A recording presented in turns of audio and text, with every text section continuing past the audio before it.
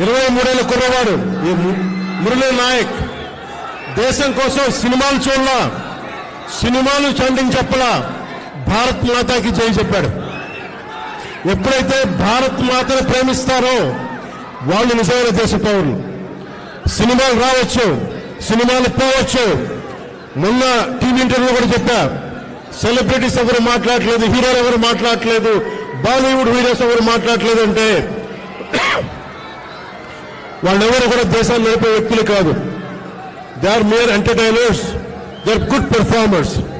అంతకు మించి సెలబ్రిటీస్ గురించి దేశభక్తిని ఆశించకండి.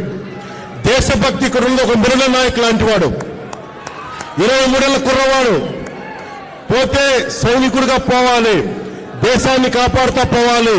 అలాంటి మురళికి మనం ఏం చెప్పగలం? తల్లిదండ్రులకి ఏం చెప్పగలం? ఒకటి దేశం కోసం ప్రాణాలు ఒడ్డేసి వెళ్ళిపోయిన మురళీ నాయక్ ఆత్మకి శాంతి కలగాలని కోరుకుంటూ నిరంతరం మన గౌరవ ప్రధాని శ్రీ నరేంద్ర మోదీ గారికి ఎల్లప్పుడూ వెన్నంటే ఉంటాం, అండగా ఉంటాం అని తెలియజేసుకుంటూ